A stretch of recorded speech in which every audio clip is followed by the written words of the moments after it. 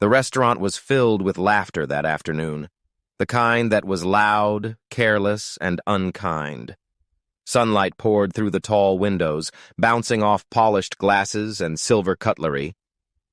But for one man seated quietly at the corner table, the world seemed darker than ever.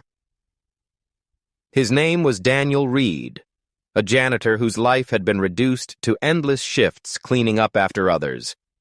His hands bore the marks of labor, his clothes were plain, and his eyes carried the exhaustion of years lived without recognition. What he did not know was that a cruel prank had been set in motion, one that would soon test his dignity and pierce through the walls of his quiet suffering. They had arranged a blind date for him, not out of kindness, but as a joke, a spectacle meant to humiliate him. Yet fate had other plans, plans that no one in that room could have foreseen. Daniel had always lived in the shadows of success. At Wellington Harris Industries, a company that boasted wealth and prestige, he was the invisible man pushing the mop across marble floors. Every morning before the executives stepped into their glossy offices, Daniel was already there wiping down windows, scrubbing restrooms, and emptying bins that overflowed with discarded coffee cups. He was the kind of man no one truly looked at. To many, he was nothing more than a uniform, a background figure in their world of ambition. Behind the quiet exterior, though, was a man who had once dreamed of being an engineer, who had once studied late into the night with blueprints scattered across his desk. But life had dealt him harsh blows. His father's sudden death, bills he couldn't afford, and the crushing need to take any job that kept food on the table. It was on a Friday that the cruel plan unfolded. A group of junior managers, fueled by arrogance and wine during their lunch break, decided to play a prank. They convinced Daniel that a woman wanted to meet him for a blind date, someone who had been noticing his kind eyes and hard work. Daniel was hesitant. His reflection often reminded him that life had drained away his youth and left behind calluses and tired lines. But the hope of companionship tugged at him. After years of loneliness, the idea of someone seeing him, really seeing him, was irresistible. He agreed, unaware that he was walking into a trap. The restaurant where they sent him was elegant, the kind of place Daniel had never stepped into on his own. He wore his best shirt, ironed carefully the night before, and his old watch, a gift from his father, gleamed faintly under the sunlight. He waited nervously, shifting in his seat, while at the other end of the room, the group of men watched, snickering and recording, waiting for the humiliation to unfold. Then she walked in. Victoria Sterling, the CEO of the very company Daniel cleaned every day. She was elegant, dressed in a simple navy dress that radiated confidence without arrogance. Her hair was neatly pulled back, her posture graceful, her presence commanding. Daniel froze when she approached his table, certain that some mistake had been made. What he didn't know was that she had been told about the cruel prank moments earlier. Victoria had overheard the laughter of the junior managers and learned of their scheme. She could have ignored it, walked away, and let the humiliation play out, but something in her heart stirred.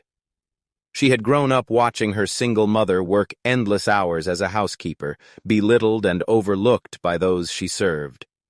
She remembered the quiet strength it took to survive poverty and hardship. And now, staring at Daniel, she saw not a janitor, but a reflection of that same quiet resilience. The room grew silent as Victoria sat down across from Daniel. The men in the corner froze, their smug grins faltering as the CEO took her seat at what was meant to be the punchline of their cruel joke. Daniel, unsure, stammered, asking if she was truly here for him. Victoria smiled softly, her eyes kind but steady, and told him that she was. In that moment, the atmosphere shifted. The laughter died, replaced by an uneasy tension that hung heavy in the air. As the minutes passed, Victoria began speaking not about business, not about wealth, but about respect, dignity, and unseen worth. She spoke of how society measured people by titles and possessions, forgetting that the world stood because of those who worked quietly in the background. She spoke of how her own mother had been treated as invisible, and how she had vowed never to let another person feel that way in her presence. She told Daniel that she admired his strength, his humility, and his courage to show up even in the face of cruelty. Every word struck deep, not just in Daniel's heart, but in the hearts of those who had gathered to watch. Tears welled in Daniel's eyes as he listened. For years, he had endured the weight of invisibility, the sting of whispered mockery, and the emptiness of nights spent alone. To hear someone of power not only acknowledge his existence, but affirm his worth, was overwhelming. Around them, silence reigned. The junior managers who had planned the prank lowered their heads, ashamed, realizing that the joke had turned into a mirror, exposing their own cruelty. Some even shifted uncomfortably, their wine glasses untouched, their laughter gone. By the time the meal ended, no one in the restaurant was unmoved. Daniel didn't just leave with a memory of kindness. He left with dignity restored, with the knowledge that he was more than the uniform he wore. Victoria had not only defended him, she had reminded everyone present that humanity is not defined by status, but by heart.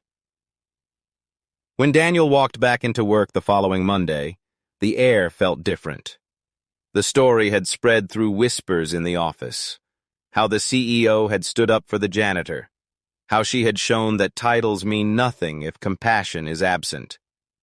People greeted Daniel differently that day, some with apologies, some with newfound respect. For the first time in years, he felt seen. Daniel never forgot that afternoon. Nor did Victoria. It was proof that even in a world that can be unkind, moments of compassion have the power to rewrite lives. The prank that was meant to humiliate him instead became the turning point of his life and the lesson of a lifetime for everyone who witnessed it. And so the story of a janitor and a CEO lived on not as a cruel joke, but as a timeless reminder that the worth of a person is never determined by their title, but by the strength of their soul and the kindness of those who choose to see it.